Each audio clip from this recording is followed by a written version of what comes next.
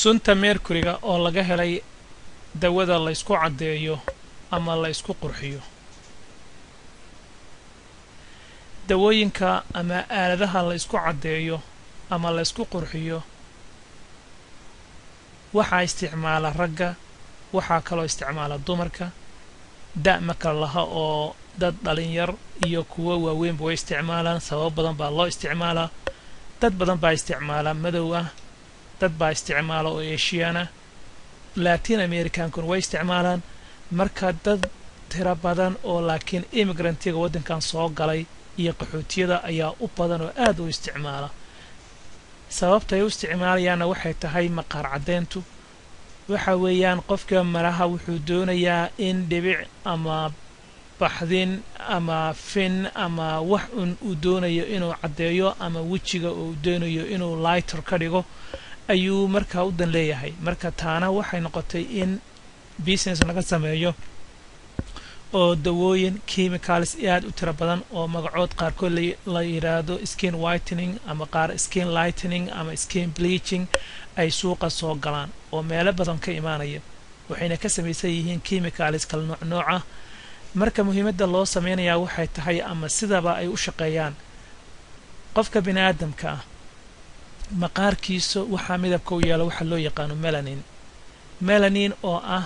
chemicals oo Allah subhanahu wa ta'ala maqaarka qofka bini'aadamka uu ku beeray oo qofka marka madow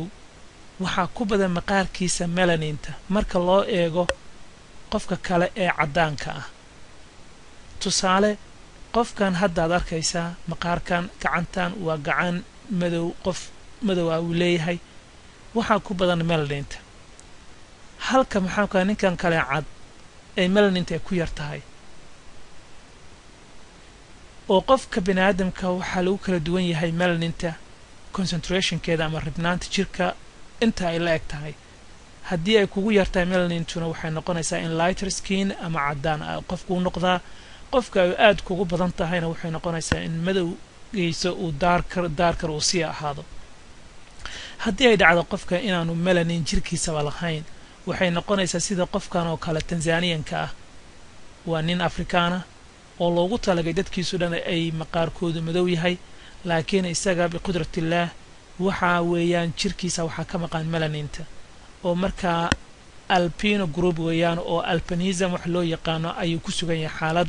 aanu jirka walahayn wax melanin ah marka aaladaha la isku cadeeyo ama la isku qurxiyo ee la doonayo waxa ay u falgalaan ama sida ay u shaqeeyaan waxay tahay horta waxay ka samaysan yihiin chemicals looguna talagalay in lagu yareeyo melaninta jirka ku jirta qofka madow jirkiisa melanintii ku badnayd baa la doonayaa in laga dhimo si uu u noqdo lighter ka yara iftiin ama cadda sida uu yahay marka ujeedada dhanba waa intaas chemicals ciida ka badan oo compositionkooda kala duwan yahay oo noocyadooda kala duwan yihiin baa aad loo isticmaalaa faa'iido iyo khasaaraba way leeyihiin faa'iidada ugu horeysa qofka waxa weeyaa inuu helo cadaan ku meel gaar ah inuu dawada tan ka helo marka qofka uu finankii iyo wajigii iyo meeshii uu doonayo inuu cadeeyo oo uu marsado waxaan laga yaabaa inuu helo cadaan ku meel gaar ah uu maalmo ku moodmoodo ama marka habeenkii iyo wiigii iyo xafladii marka uu dalaa qofka isagoo nuuraya sida uu qofka u arkayo ama isagoo ka qurux badan sidoo ahaan jiray ayuu tagayaa qofkaasi oo marka wuxuu helayaa cadaan ku meel gaar ah laakiin se hadiiba sheekadu ay tahay in melaninti jirkaaga Allah subhanahu wa ta'ala uu ku beeray la doonayo in la dagaalamo oo concentrationkeeda ama ribnaanteedii laga yareeyo sida ay ahayd waxa dhici karta hadii muddo la isticmaalo arintaasi in dhibaato ay ka timaadana way dhici karaysaa laakiin waxa intaas oo dhan ka soo sokomaray oo arinta aan doonayo fariinta culisan doonayo inaan gaarsiiyo dadka Soomaaliyeed waxay tahay qaar kamid ah dawooyinka la isticmaalo ama aaladaha la isticmaalo ee la doonayo in la isku cadeeyo ama la isku qurxiyo waxa laga helay kiimiko khatar ku ah caafimaadka dadka yaga marka ay muddo isticmaalaan sida report ay soo saartay Department of Health ee Minnesota ku cad May 2011 reportkaasi wuxuu sheegayaa skin lightening products can cause health problems ayuu leeyahay departmentigan ayagoo baaraya arrintaasi ama arrin kale oo mercuryga daba taagan baa waxay ogaadeen in dukaamo badan oo dadka Soomaaliyeed iyo dadka kale ajaanibta ah Asianka iyo qolooyinka kale Laatiinkaba inay ka wada siman yihiin oo alaabo badan la isku cadeeyo dukaamada ay yaaleen 27 nooc ayay soo qaadeen oo laabka ay geeyeen waxay ogaadeen 41% in ay mercury ka buuxdo oo sun ah alaabtaas dhanna dibadda laga keenay oo wadamada Carabta ama Asia ama Latin America laga soo wada dejiyay alaabta anaga waxa naga qusay markaa oo sunta mercuryga laga helay kareemkan loo yaqaano Agadir oo 135 parts per million xambaarsan waa kareemka noocaana hal la iska jiro waxa kaloo jiray isna kareemkan oo faaska loo yaqaano oo isagana waxa ku badan 4600 parts per million oo mercury baa ku jira arinta waxaan uga jeedaa wasaaradda ama dawladda Mareykanka hay'adda u qaabilsan dawooyinka iyo qalabka la isku qurxiyo ee loo yaqaan USDA waxay ogoshahay hadiiba alaabta cosmetic la isticmaalayo in aysan ku jirin wax la eg 1 parts per million waxa la doonayaa waa inay 1 ka yaraato mercuryga ku jiri karaya marka alaabtan hadda markii la baaray waxa la ogaaday 4600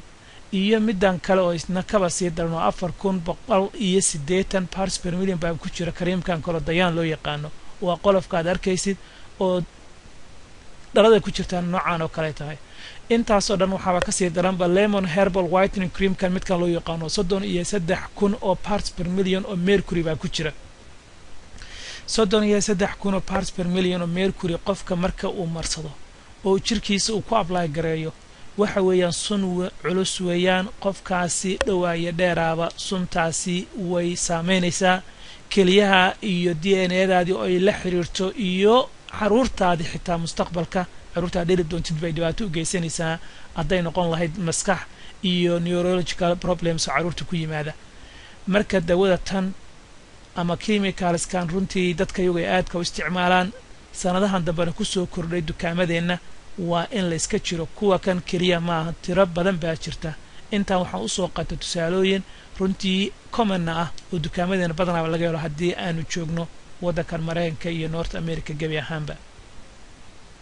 marka maxaa tala anigu waxaan ku talinayaa dad yahow waxaan hadii markii hore anagoo aqoon la'aan ay noo geysay ilaah naga cafiyo hadda waxaan idin sheegayaa anigoo aan la imaarintan raadinaya turjumaya fariintan degdega ah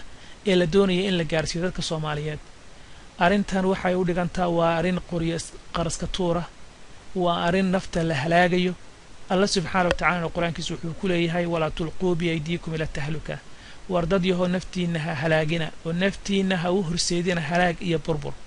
marku talinaya in laga taxadiro oo la iska akhriyo labelka waxa weeyaan kuwa Mareykanka ayaa wanaagsan hal la isticmaalo qorraxda qofka ha iska ilaaliyo dhakhtarka dermatologist-ga ee maqaar ku takhasusay hal la adeegsado hadiiba loo baado in la isticmaalo hadii dawada aad hadda aragtay afarta ay tusay iyo kuwa kale tiro badanba oo laga heli karayo website-kan waxaad yeeli karaysaa hadii aad doonaysid inaad iska daadisid si hufan qashinka ugu dar adigoo adeegsanaya cidda sharciga u leh alaabaha noocan oo kale ah ee hazardous material kala yiraahdo meel ku daadin karaysa marka alaabta qashinka ku darin ilmaha laga ilaaliyo naftayda laga joojiyo waa halis umad yahay hal iska ilaaliyo qashinkan ee runtii dhibaatada inoo keeni karaya intaasan ku soo koobayaa fariintan waxa aan jeclahay in cid kasto maqasha ay gaarsiiso cidii kale oo aanan maqal